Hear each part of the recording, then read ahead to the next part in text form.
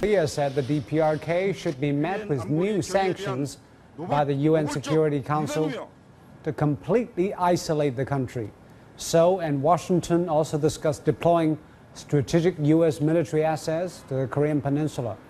At the same time, China's foreign ministry also expressed resolute opposition and strong condemnation toward the test. We're very disappointed and upset. The DPRK's repeated provocations, including ICBM launches and nuclear testing, heightens tensions not only on the Korean Peninsula, but also greatly threatens world peace. The DPRK has committed an absurd strategic mistake that further isolates the country from the international community.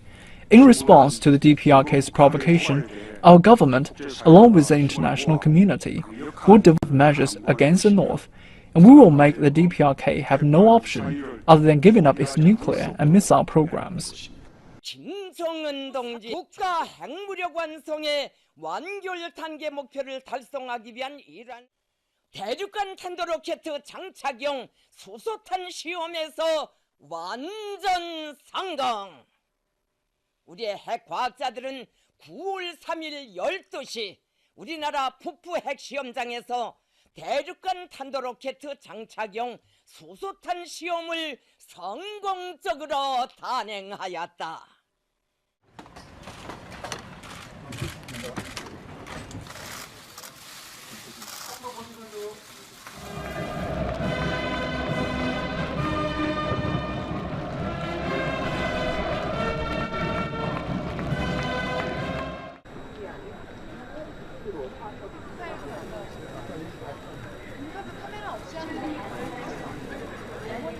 점점 도발이 심해질 때마다 이거를 좀 진짜 전쟁으로 연결시킨다기보다는 정치적으로 좀 더 이용하려는 그런 생각이 계속 들고 있습니다.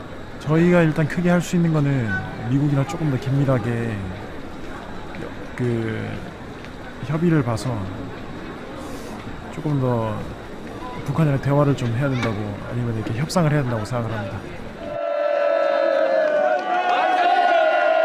로켓 장착용 수소탄 시험에서 강화 과정이 높은 수준에서 실현된다며 경량화된 열 복사 차폐 재료와 저는 대륙간 탄도로켓 장착이 가능한 수소탄 탄도 폭발 시험 소식을 듣고 막 이 울렁이는 가슴은 어쩔지 모르겠습니다.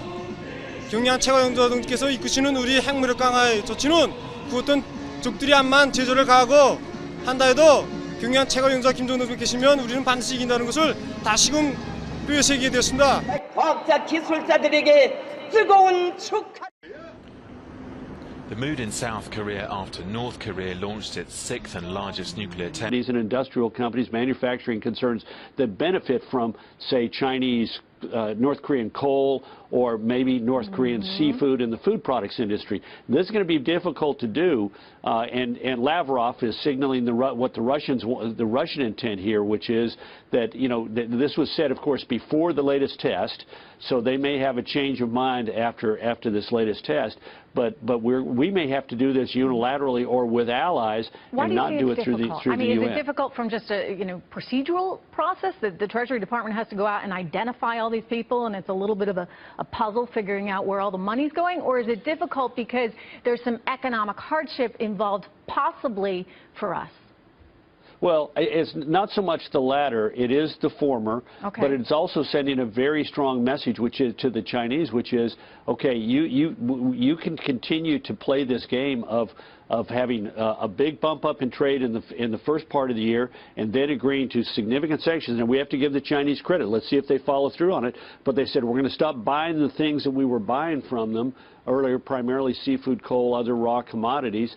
We're going to stop buying them. That's what the last set of UN resolutions led them to say. Mm-hmm. So we've got to keep close to the Chinese on this. We've got to say we recognize where you're coming from. Mm-hmm. You don't want either millions of North Korean refugees fleeing over your border. Right. You don't want to have South Korea right on your border. You want to have a Chinese ally, a North Korean communist state. Mm-hmm. But this guy is dangerous to you and dangerous to us. And I'm sorry, but we're going to be forced to sanction these firms that are an important part of your economy because they're continuing to make possible the economic they need to come North around Korea. to the idea of realizing that it's not good for them to have him there either. And maybe Right, they're getting exactly right. closer to that, but we need to speed up the process in any which way that we can.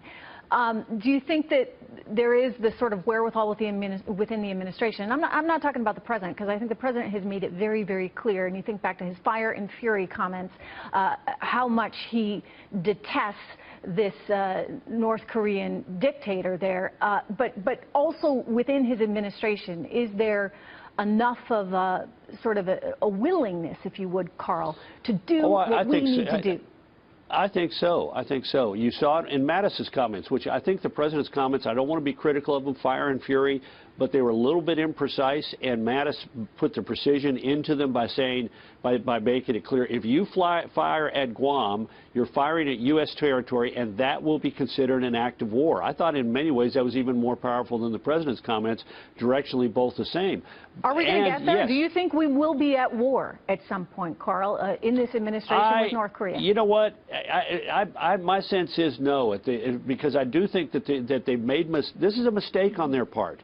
This is a mistake for them to go out and embarrass the Chinese, and it's also revving up the South Koreans at a moment where they could have been exploiting South Korea's new government's interest in developing a rapprochement with North Korea. They're angering the South Koreans. They're spinning up the Japanese.